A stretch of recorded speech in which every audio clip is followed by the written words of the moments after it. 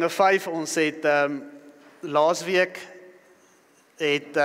ons hanteer en behandel waar Ananias en Safira die stuk grond verkoop het en 'n gedeelte van die geld teruggehou het waar hulle oneerlik was, en ons sien hoe ernstig is God oor ons gehoorsaamheid, oor eerlikheid en wat ons met die Heilige Gees doen, wat ons dink die Heilige Gees is en wat hy nie is nie. En ons gaan nou vandag is ons Handelinge 5 vers 17 en ons gaan daarso begin. Hier is ook nou dan die tweede ronde. Julle sal onthou die apostels is die eerste keer is hulle al gevange geneem en hulle is ondervra en hulle is belet om die evangelie van Jesus Christus te deel. So ons gaan nou vir ronde 2. Die manne staan nie terug nie en hulle hou vas aan die woord. Lees saam met my daar in vers 17. En die hoëpriester het opgestaan en almal wat saam met hom was. Dit is die party van die Sadduseërs en hulle was met nydigheid vervul. En hulle het die hande aan die apostels geslaan en hulle in die openbare gevangenis gesit. Maar 'n engel van die Here het in die nag deur die deure van die gevangenis oopgemaak en hulle uitgelei en gesê: "Gaan heen, staan en vertel in die tempel aan die volk al die woorde van hierdie lewe." En hulle het geluister en vroeg in die môre in die tempel ingegaan en begin leer. Maar die hoëpriester en die wat saam met hom was, het gekom en die raad en al die oudstes van die kinders van Israel bymekaar geroep en hulle het na die gevangenis gestuur om hulle te laat haal. Kom ons lees eers net daar. Ons sien hierso dat hierdie hoëpriester wil 'n skouspel maak van die apostels. Hy nooi al die belangrike mense in Israel om te kom kyk, wat gaan nou gebeur met hierdie apostels? Hy is reg vir hulle. En ons sien, hy wil die apostels verneder. En hy wil hulle laat sleg lyk.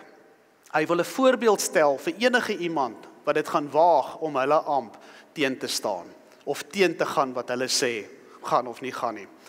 Terwyl ek hierdie eerste gedeelte lees, sien ek die woordjie nydigheid. Julle sal sien daar in vers 17.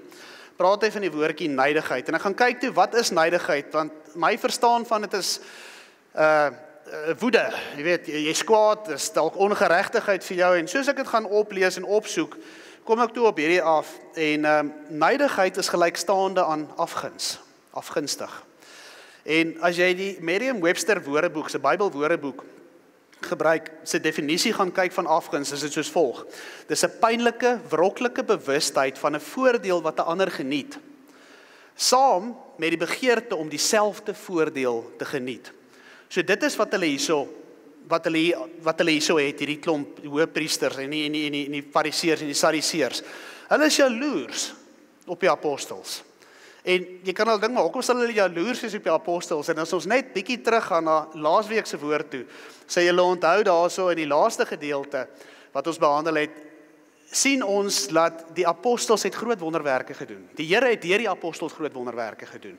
Ons sien dat siekes gesond geword het, ons sien dat lam mense geloop het, ons sien dat die hele Jerusalem agter hulle aangeloop het en in die gange van Salomo bymekaar gekom het. En daar was groot wonderwerke gewees en daar staan in daai gedeelte, die mense het groot eer gehad vir die apostels. Nie net dit nie, die omliggende stede en dorpe om Jerusalem se mense het ook ingekom om te luister na wat hierdie apostels te sê het. So ons kom agter waar die jaloesie vandaan kom wat hulle ervaar. Hulle wil ook daai eer hê. Hulle wil ook op hulle hande gedra word. Hulle wil ook hierdie menigte moet na hulle toe kom. Nie uit dwang nie, maar van self, oordat hulle God se woord wil hoor. Ek sien in my geestesoog hoe die sinagoges leeg is, waar hulle moet preek of die woord bring. En almal is in hierdie gange van Salomo in die tempel, waar die apostels besig is, om die woord van God te deel. Spreuke 14, vers 30, gee vir ons 'n kykie van wat afguns in ons lewens kan doen. Hy sê daarso, a sound heart, ek het dit in die Engels gevat, a sound heart is the life of the flesh, but envy, rottenness of the bones. En in dit moet ons besef dat die geestelike toestand waarin ons onsself bevind, manifesteer baie keer in die vlees.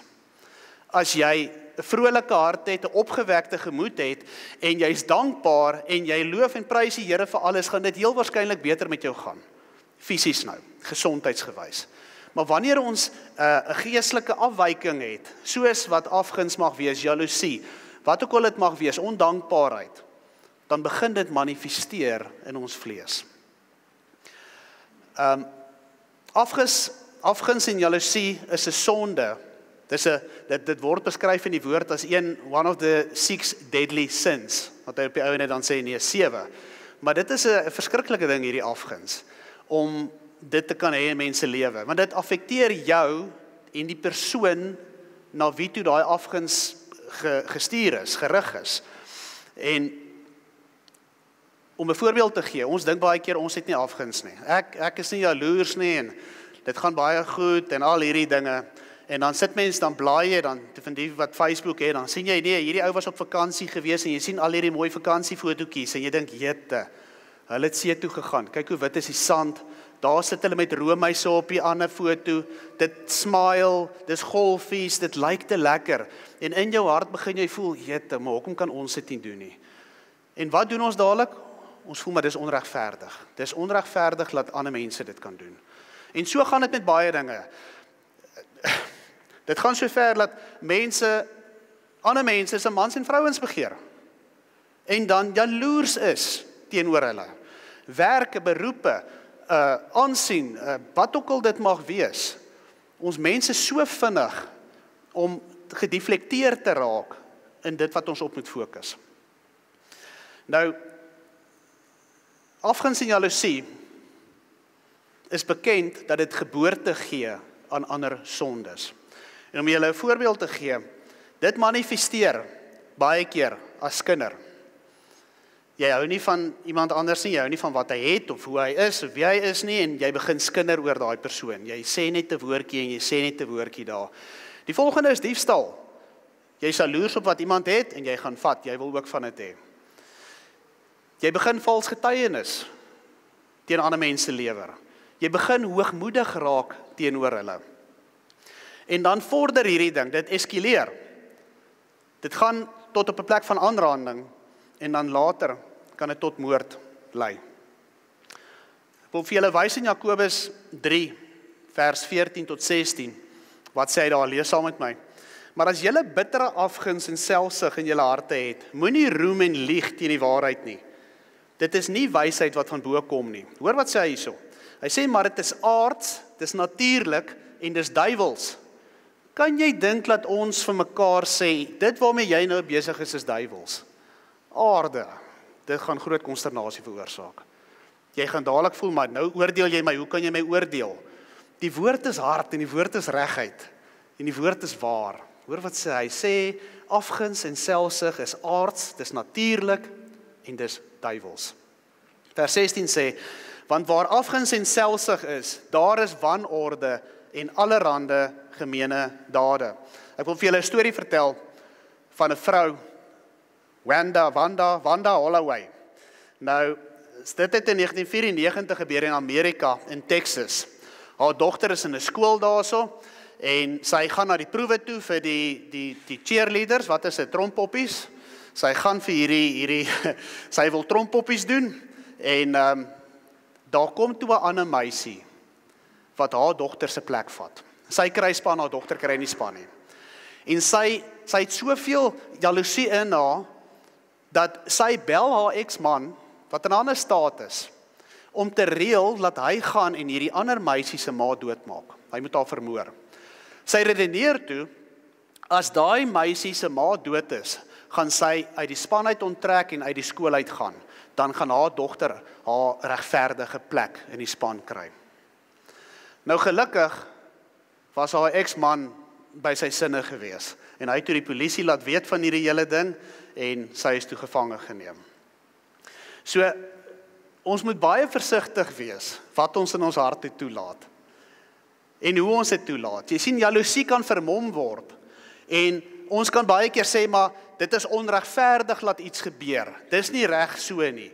Ons moet regtig gaan introspeksie doen, en seker maak dat daar nie 'n vorm van jaloesie of afguns in ons is nie. Moral indignation is my volgende gesegde wat ek hier het van H.G. Wells. Hy sê, moral indignation is jealousy with a halo. En ons sien dit by die fariseërs. Hulle dink hulle is hoogheilig. Hulle dink hulle is die boodskappers van God. En dit word alles vermom. Binne in hulle is hulle sleg. Jesus sê hulle is witgewaste grafte. Hy sê vir hulle is die ander geslag. So hulle lyk baie oulik en hulle lyk baie vroom en heilig, maar binne is hulle vrot. Maar dit word geregverdig. En ek dink toe by myself, kom ons sit ons self vir 'n oomblik in die fariseërs se skoene, né? Ons is hierdie mense, ons is geroep om in hierdie posisie te wees. Ons het jare se opleiding wat die fariseërs moes deurgaan om te kom waar hulle kom. Hulle moes onderhoude hê, hulle het debatte gevoer. Hulle was die Rome gewees van daai tyd se mense. Hulle het tyd ingesit, moeite. Hulle moes aan sekere goeders voldoen het. En so gaan dit aan. Dis so 'n ellelange lys wat hulle moes kon vermag het en doen in hulle lewe voor hulle op daai vlak kon kom. En hierso is hierdie ongeleerde Galileërs. En hulle deel die evangelie van God en hulle sien hoe God werk. Hulle sien die krag van God deur hierdie ongeleerde manne. Wat nie veronderstel is om enige aansien te hê nie. So mens sien hierso hoekom hulle optree soos wat hulle optree. Dit is half regverdig, hulle word oneer aangedoen hierso. Hulle word nie gerespekteer of gevrees in die pos en die posisie wat hulle is nie. Nou, dan sien ons hoe eskaleer jaloesie. En ek het 'n ander gesegde hierso. Ek sê jaloesie vat 'n mens baie verder as wat jy ooit kan dink moontlik is. En ek dink by myself, hoe gereeld doen ons dit nie, insluitend ek, wat iemand ietsie gaan doen, jy's daai lekker vakansieetjie of ietsie of ietsie en jy sê jette, ek is lekker jaloers op jou nou. En ons dink nie veel daarvan nie, ons sê dit grappingsgewys, ons besef nie wat dit regtig beteken nie. Sê nou net daai woorde wat jy sê, daai grappie wat jy maak 'n deurtjie oop. En dit hak vas hier binne in jou, en daai ding begin groei.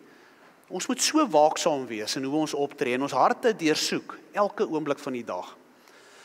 Nou, as ons net gaan kyk in die Bybel, hoe ver jaloesie jou kan vat, kan ons die duiwel gaan vra, toe hy soos God wou wees, en hy sê die hemel uitgegooi. Ons dink daaraan Kain, toe hy Abel doodgemaak het, oor dat hy jaloers was op Abel se offer wat hy gebring het. As jy bietjie mooi daaroor gaan dink, het God hom gewaarsku. Hy sê vir hom, die sonde lê by die deur en loer. Pas op. Kain kon reggemaak het, maar daai jaloesie in hom, daai afguns in hom, het so oorgeneem, dat hy nie meer reg gedink het nie en hy maak sy broer dood. Ons moet besef, wat is die verskil tussen jaloesie en afguns? Nou, jaloesie is 'n plek waar jy wil hê wat iemand anders hê. Jy soek wat iemand anders soek. Afguns is die gevorderde gedeelte. Dit is waar jy nie eers wil hê dat die ander persoon het wat hy het nie. So jy wil dit by hom wegvat of jy wil hom seermaak, want hy mag ook nie hê as jy dit nie hê nie. So dit is die verskil tussen jaloesie en afguns. Nou, afguns is gewortel in 'n gevoel dat 'n mens se eie waarde gekoppel is aan iemand anders se status of iemand anders se besittings. Jy sien, dis glad nie 'n gesonde plek om te wees nie. As jy nie meer gewortel kan wees in die woord, in God nie, jy's gewortel in wat iemand anders het, of wat jy dink jy moet hê. Nou, ons moet ons gedagtes kan gevange neem daarso, in so 'n situasie. Die oomblik as daai gedagte opkom, moet jy dit kan gevange neem en jy moet kan sê, Here, U het my duur gekoop. Ek is waardevol. U het my so lief gehad dat U U seun gestuur het om vir my te sterf. En dan moet ons die vraag vra. Dis die volgende gesegde wat ek het daarso. Is God genoeg vir my? En as ek hierdie vraag vra vir elkeen van julle, gaan elkeen sê, yes, God is genoeg vir my. Tot ons by die deure uitstap en die lewe begin gebeur, dan vergeet ons baie vinnig van wat ons gesê het. Is God werklik genoeg vir my? Het ek 'n tevredenheid met waar ek is? En ons besef dit nie altyd nie, maar God seën elke ene van ons elke dag. Dit voel dalk nie so nie, maar ons weet, ons hardloop nie op gevoel nie, ons hardloop op geloof. Dis waaroor dit gaan. Die woord sê, die righteous en die unrighteous, elke ene van hulle ervaar die reën van God op hulle. Elkeen ervaar die sonskyn van God op hulle. Selfs die mense wat God, wat is hulle, hierdie ateïste, wat sê hy bestaan nie, selfs hulle ervaar elke dag God se seën. Die ergste is hulle weet dit nie eers nie. as hulle nie hulle self tot bekering gaan kry nie, of bekeer word, en hulle sondes los nie, en God leer ken nie, gaan hulle eendag voor die groot wit troon, gaan hulle agterkom wat dit is, om sonder God te wees. Hulle het nou nog God by hulle elke dag. Nou, die teenoorgestelde van afguns, is dankbaarheid. Daar moet 'n teenoorgestelde wees, ons kan nie net in dit bly nie. Nou, hoe beoefen ons dankbaarheid? Ons kyk na wat ons het. Ons kyk meer as na wat ons het, ons kyk na ons ewige lewe wat ons het. Daai ewige besitting wat ons het wanneer ons in Jesus is. Ewige lewe saam met hom. Om ewige verderf te vermy, en ek wil nie sê vryspring nie, want dis nie hoekom ons tot bekering kom nie. Ons wil nie die hel vryspring nie. Dis nie wat hoekom ons tot bekering kom nie. Ons wil 'n verhouding met Jesus Christus hê. Dit is ons rede hoekom ons tot bekering moet kom. So ons moet op 'n plek aankom waar ons dankbaar is. En so ontzag het vir God, vir wie hy is, dat hy ons die geleentheid gegee het om gered te kan word. Om sy liefde te kan ervaar, sy oordeel te kan ervaar, hoe hy ons elke dag leer en vorm. Hoe die Heilige Gees ons sê, moenie dit nie, moenie dat nie, pas op hiervoor. Dis elke dag is dit 'n pad van groei, van heiligmaking wat ons stap. Ons lees aan vers 22, gaan ek net so ietsie sê, kom ons lees 22, maar toe die dienaars daar kom, het hulle in die gevangenis gekry nie, en hulle het omgedraai en berig gebring. So julle sal hierdie stukkie, kan julle lees tot 24, hulle kom daarso, onthou die hoëpriester het gesê, gaan haal hulle, hy is reg, almal is teenwoordig, hy gaan hulle verneder, hy gaan 'n skouspel maak van hierdie apostels. Die mense kom, die dienaars by die tronk, en die tronk is leeg, daar is niemand in die tronk nie. Die wagte staan voor die deur en hulle bring berig, hulle sê, ons weet nie wat het gebeur nie, maar die wagte is voor die deur, hulle weet nie eers dat daar nie meer mense in die tronk is nie, die tronk is gesluit, en ons weet nie wat om te doen nie, en daar staan in daai gedeelte vers 24, en hulle was verleë gewees, en hulle het nie geweet wat om te maak met hierdie situasie nie. So op daai oomblik is hulle op 'n plek waar hulle verneder word, terwyl hulle ander mense wou verneder. Nou ons stel weer op in vers 25, en daar kom een en bring berig aan hulle, en het gesê, kyk die manne wat julle in die gevangenis gesit het, staan in die tempel en leer die volk. Daarop gaan die hoofman met die dienaars en bring hulle, maar nie met geweld nie, uit vrees vir die volk dat hulle gestenig sou word. Hulle het hulle dan gebring en voor die raad gestel, en die hoëpriester het hulle gevra en gesê, het ons julle nie uitdruklik verbied om in die naam te leer nie, en kyk, julle het Jerusalem met julle leer vervul, en julle wil die bloed van hierdie man op ons bring. Nou, wat baie interessant is hierso, kyk bietjie wat hulle nie sê nie, kyk wat daar nie staan nie. Hulle vra nie een keer vir hulle, luister, hoe het julle hier uitgekom nie, hoe het julle uit die tronk uitgekom nie. Hulle is dadelik kwaad oor dat hulle aanhou leer. Hulle sê nie een keer stry hulle dat Jesus nie bestaan het nie, en hulle stry ook nie dat hy gekruisig is nie, en hulle stry ook nie dat hy opgestaan het nie. Jy sien, hulle weet wat is waar, hulle weet wat is reg, maar hulle wil nie toelaat dat daai waarheid in hulle inkom nie. Ek sou vir julle een ding sê, as ek so in die tronk was, vir die tweede keer, en daar word vir my gesê, jy praat nou nie verder nie, jy bly nou stil, want hier kom moeilikheid. Kyk, as daai mense klippe optel, is dit nie om op 'n dam te gooi, laat dit hop nie, dis vir ander redes as hulle klippe optel daarso. Nou ek dink ek sou in my bakkie gespring het, en ek sou ver weggejaag het, baie ver. Die vraag kom op by my, wanneer is genoeg genoeg? En jy wonder baie keer daaroor, Here, ek het so in u koninkryk nou al gedien, ek het soveel moeite ingesit, vroegoggende, laat aande, en mense kom en hulle sê slegte goed van jou, en jy ervaar verdrukking, dis nie lekker nie. Ons kan nie ons lewens so leef nie. Ek begin siekte in my liggaam voel, dit affekteer my fisies. Here, ek wil aftree. Ek wil nou aftree uit die evangelie uit, ek is gered. Dis al wat saak maak. En terwyl ek hierdie gedagtes deurdink, kom die gedeelte op wat Paulus sê, op die einde van sy lewe sê hy, ek het die goeie stryd gestry. Ek het die wedloop voltooi. En dan sê hy heel op die einde, en my geloof het behoue gebly. Ons kan nie uit dit uitkom nie. Ons moenie uit dit uit wil kom nie. Ons moet besef dat daar verdrukking gaan wees. Ons moet besef dat daar aanvalle gaan wees.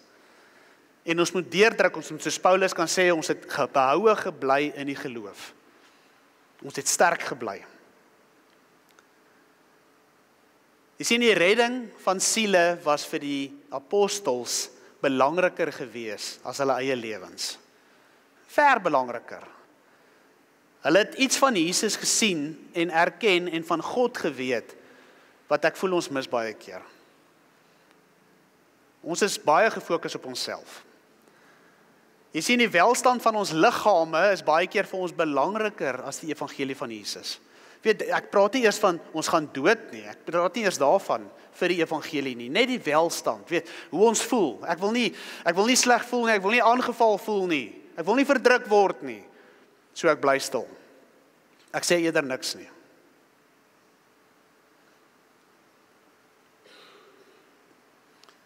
Die fariseërs besef nie eers nie, waar hulle gekonfronteer word met die waarheid en hulle sien die waarheid. Hulle besef nie eers dat daar vir hulle op daai stadium is daar vir hulle redding. Kom ons lees in vers 29. En Petrus en die apostels antwoord en sê, ons moet aan God meer gehoorsaam wees as aan die mense. Die God van ons vaders het Jesus opgewek, wat julle omgebring het, deur hom aan 'n houtkruis te hang. Hom het God as leidsman en verlosser deur sy regterhand verhoog om aan Israel bekering en vergifnis van sondes te skenk. En ons is sy getuies van hierdie dinge en ook die Heilige Gees wat God gegee het aan die wat hom gehoorsaam is. Aan wie gee God die Heilige Gees? Aan die wat hom gehoorsaam is. Dit is so belangrik om gehoorsaam te wees. Wanneer jy ervaar dat die Here jou lei in iets. En baie keer is ons nie seker nie, ons hoor ons die Here se stem is dit my eie gedagtes, maar kom ons gaan dan terug na die woord toe, want die woord is vas, hy staan vas. Ons moet gehoorsaam wees. Vers 33, toe hulle dit hoor, was hulle woedend en hulle wou hulle om die lewe bring. En ek vra vir myself, waar kry die apostels hierdie boldness, hierdie vrymoedigheid, om so teen hierdie manne te staan? Julle moet onthou, hierdie fariseërs, sadiseërs, hoëpriesters en die ander klomp wat daar is van die magtigste manne in Israel gewees. Hulle het selfs vir Pontius Pilatus gesê, nee, jy sê nie vir ons wat nie, ons wil vir Jesus kruisig. En hulle het vir hulle geluister. Pontius het vir hulle geluister. Julle sal 'n bietjie terug onthou, word Jesus gevange geneem, en Petrus loop so end agter Jesus, waar hy toegesluit word, en ondervra word, en hy gaan sit by 'n koolvuur. Hy hou sy afstand. En 'n diensmeisie kom na Petrus toe. Die laagste wat daar is, 'n jong meisie. En sy sê, is jy nie een van hulle nie? Wat doen Petrus? Hy verloon Jesus 3 keer. 3 maal verloon hy hom. Hier staan hierdie selfe man voor die magtigste manne in Israel, en hy sê vir hulle, ek moet aan God meer gehoorsaam wees as aan julle. En hy sê sommer vir 'n 3de maal vir hulle, na hulle gesê het, hulle wil dit nie meer hoor nie, dat hulle Jesus, die Seun van God, gekruisig het. Daai is 'n boldness wat ek begeer. Ek weet nie van julle nie, maar ek begeer so boldness. En mens moet besef wat saam met so boldness gaan kom. Daar gaan verdrukking kom. Daar gaan pakslaag kom. Daar gaan oordeel oor jou kom. Daar gaan 'n geskinder wees. Maar wil ons meer gehoorsaam wees aan die woord van God? En vrees vir mense? Wat wil ons doen? En ons moet daai besluit neem. Ons moet 'n besluit neem. En by dit kan bly. En ek vra die vraag toe, miskien kon Petrus het so 'n bietjie sagter vir hulle gesê het, jy weet, of mooier gesê het, of hulle nie laat skuldig voel het nie. Hy kon dit dalk op 'n manier gesê het dat hulle nie aanstoot neem nie. Hy kon dit dalk in meer liefde gesê het vir hulle. En terwyl ek hierdie lees en voorberei, besef ek maar hy kon nie. Hy kan dit nie doen nie. Die evangelie wat ons deel, plaas 'n mens op 'n plek waar ons moet kies. Daar's nie 'n tussengang nie. Dis lig of duisternis, dis lewe of dood, dis bekering van sondes of dit is vleeslike begeertes wat ons toelaat in ons lewens. Ons staan met die voet hierdie kant en hierdie kant, ons wil so ietsie van alles hê. 'n lucky packet, 'n gemengde ding wat ons wil hê. Dan lees ons dat die woord van God is 'n tweesnydende swaard en hy dring in tussen murg en been, tussen siel en gees. Nou, dit klink nie vir my lekker nie. Hoe skei jy murg en been van mekaar?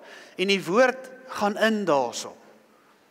So dit is nie lekker nie, dit gaan seer wees. Want die waarheid dring diep in. En ons vlees staan in die pad baie keer. Dit is nie lekker om verdrukking te ervaar nie. Dit is nie lekker om te besef dat ek verkeerd is nie. Dat ek moet regmaak nie.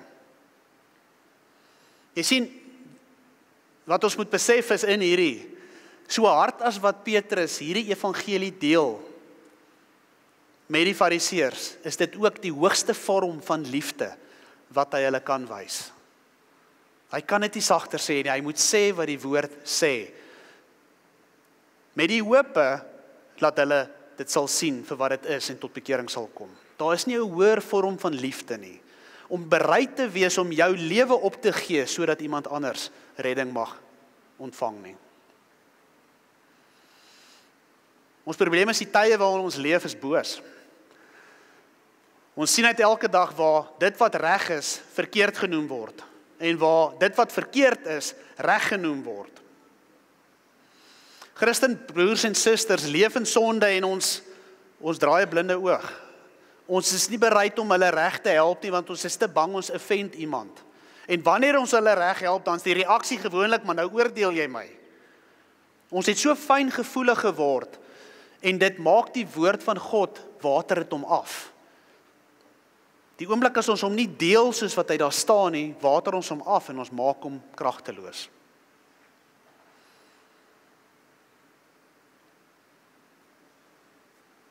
Dit bring ons terug na, koester jy wat God koester en haat jy wat God haat. Jy sien, dit gaan alles terug na ons verstaan toe van wat liefde is.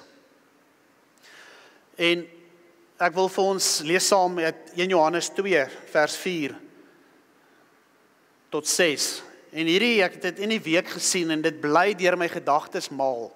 Ek het so aangespreek gevoel oor hierdie gedeelte, dat ek net besef hoe belangrik dit is om seker te maak hoe ons lewens lees. Ons begin al by vers 4. Hy wat sê ek ken hom en sy gebooie nie bewaar nie, is 'n leienaar. En in hom is die waarheid nie. So, ons sien hierdie eerste gedeelte. Ons sê ons ken Jesus, okay, dis goed. Maar nou bewaar ons nie sy gebooie nie. Nou sê hy ons is 'n leienaar. En daar's geen waarheid in ons nie. Vers 5 sê, maar elkeen wat sy woord bewaar en in hom het die liefde van God waarlik volmaak geword. So die oomblik wat ons hier sien, as ons die woord van God bewaar en hom deel soos wat hy is, het die liefde van God in jou werklik geword. Waarheid geword.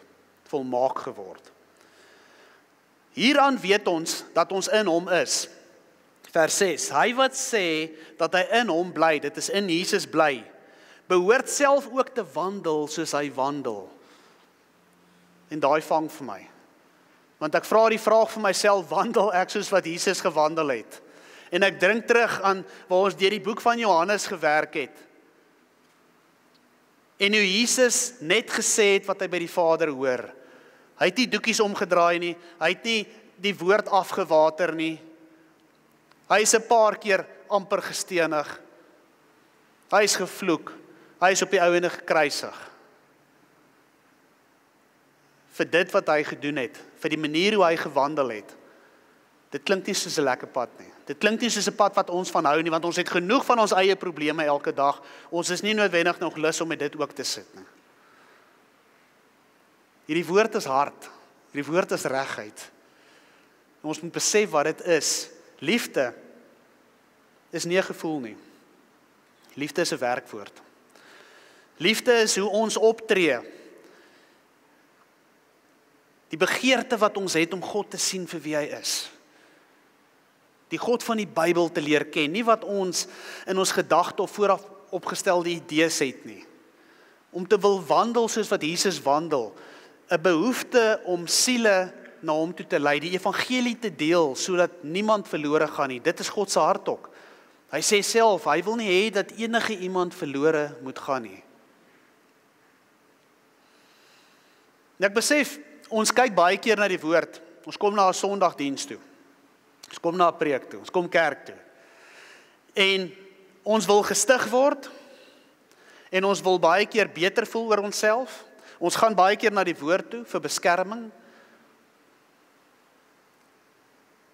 En die ergste vir my is ons begin verskillende doktrines opbou en met mekaar stry daaroor. Wat ons eintlik moet doen is, ons moet begin om die woord te lees met die doel om te verander. Here, wys vir my waar moet ek in lyn kom. Wys vir my waar moet ek verander. En om gevorm te word na sy goddelike natuur. En om te kan wandel soos wat Jesus wandel, en dan om goeie vrug te kan begin dra, wat gesien kan word. En wanneer ons begin goeie vrug dra, is daar stigting in dit. Daar is hoop in dit vir 'n verlore wêreld, want hulle sien die vrug wat jy dra. En ja, ek word gestig deur die woord, en ek word opgebou deur die woord. En elke keer as ek iets lees en ek besef, joh, hierdie is van toepassing op my, ek moet in lyn kom, ek moet regmaak, stig dit my. Want ek is besig om in die godsvrug in te beweeg, in te loop, te wandel. Om die liefde wat God het, fisies te laat manifesteer. Ons lees aan vers 34. Maar 'n fariseer met die naam van Gamaliel, 'n leraar van die wet, wat by die hele volk hoog in aansien was. Hy sê in die King James, sê hy so, hy was 'n doctor of the law gewees. Hierdie ou was magnifiek gewees, as dit kom by die wet en die woord van God en al daai dinge. Nou hy het in die raad opgestaan en bevel gegee dat hulle die apostels 'n bietjie buitentoe moes bring. Vers 35. Toe sê hy vir hulle, Israeliete, pas op wat julle gaan doen met hierdie manne. Want nie lang gelede het Theudas opgestaan en gesê dat hy iets besonders was. By hom het 'n aantal mense omtrent 400 aangesluit. Hy is gedood en almal wat na hom geluister het, is uitmekaar gejaag en het tot niet geword. En na hom het Judas, die Galileër, opgestaan in die dae van die inskrywing en 'n aansienlike getal mense afvallig gemaak agter hom aan. Hy het ook omgekom en almal wat na hom geluister het, is verstrooi. Vers 38, en nou sê ek vir julle, bly van hierdie manne en laat hulle staan, want as hierdie voorneme om hierdie werk uit mense is, sal dit vernietig word. Maar as dit uit God is, kan julle dit nie vernietig nie. Dat dit nie miskien bevind word, dat julle selfs teen God stry nie. Wat vir my so mooi is, hy is deel van hulle. Maar hy is bereid om introspeksie te doen. Hy is bereid om te sê, hoorie, miskien is ons verkeerd, en al is ek hoe hardnekkig, ek is oop om geleer te word. Hierdie manne het almal geweet wat is die waarheid. Hulle het geweet, maar die hoogmoed wat hulle gehad het, die jaloesie en die afguns wat hulle gehad het, het hulle gekeer om oop te maak, om te kan repent, om te kan verander, en hulle bly in hierdie weë waarin hulle is, bly hulle voortvoeter. Ons moet die Heilige Gees vra, wanneer ons na die woord toe gaan, wanneer ons lees, vat jy die Bybel, en jy gaan sit, en jy vra die Heilige Gees, Here, leer my hier wat ek moet weet. Geef vir my diepte in die woord. Laat ek alles vergeet wat ek gehoor het ooit van mense af. Laat ek gereset word, en laat ek hierdie woord lees, en laat U my leer uit hierdie woord uit. Die Heilige Gees is so belangrik in ons lewens. Dit gaan onmoontlik wees om staande te bly, as ons nie die Heilige Gees het nie. Ons sien nie 2 Petrusse voor die Heilige Gees en na die Heilige Gees. Wat 'n verskil maak die Heilige Gees in mense lewens? Nou, daar's 2 verskillende reaksies tot die evangelie. En Gamaliel sien ons, tree anders op as die res. Hy is bereid om introspeksie te doen. Ek wil vir julle lees in die King James. Nou, as ons teruggaan na vers 33 toe, sal julle onthou, daar staan, hulle was woedend gewees, na Petrus nou die 3de maal met hulle die evangelie deel. Hulle was woedend gewees en hulle wou hulle om die lewe bring. Hoor hoe sê hy dit in die King James? Hy sê, when they heard that, they were cut to the heart and took counsel to slay them. They were cut to the heart. Hulle was tot in die hart ingesny gewees, deur dit wat hulle gehoor het. Hier is net 'n woede nie, hulle is gesny. Dan sien ons, as ons bietjie gaan teruggaan, dan gaan ons na die eerste preek toe, soos wat ons dit noem, wat Petrus gemaak het op die dag van Pinkster, waar die Heilige Gees uitgestort is, en daar 3000 mense tot bekering gekom het. Onthou 'n bietjie, Petrus deel hierdie selfe evangelie met hulle. Kom ons kyk hoe tree hulle op daar in Handelinge 2 vers 37 en 38. Toe hulle dit hoor, is hulle diep in die hart getref. Sien julle dieselfde? Hierdie fariseërs is diep in die hart getref, hierdie mense is diep in die hart getref. Kyk hoe reageer hulle. En hulle het vir Petrus gesê, en die ander apostels, wat moet ons doen, broeders? Hulle besef hulle is verkeerd. Hulle word ook diep in die hart gesny, maar hulle tree anders te op. Hulle is bereid om te hoor wat om te doen, om in lyn te kom met hierdie evangelie. En ons sien in vers 38, en Petrus sê vir hulle, bekeer julle, en laat elkeen van julle gedoop word in die naam van Jesus Christus tot vergifnis van sondes. En dan sê hy, julle sal die gawe van die Heilige Gees ontvang. Kyk hoe mooi lyk dit. Wanneer ons oopmaak, wanneer ons vir die Here vra, Here, hier is ek, wat moet ek doen? En ons begin daai bekeringspad stap. En ons ontvang die gawe van die Heilige Gees. En ons kan in boldness en met vrymoedigheid die evangelie deel. En nie skaam wees vir Jesus nie. Nie bang wees wat met ons gaan gebeur nie. Ons moet ontslae raak van ons geregtigheid. Van wat ons glo. Van hoe ons 'n saak sien. En ons moet fokus op wat die woord sê. Wat die Heilige Gees ons leer en vir ons wys. Ons lees in vers 40.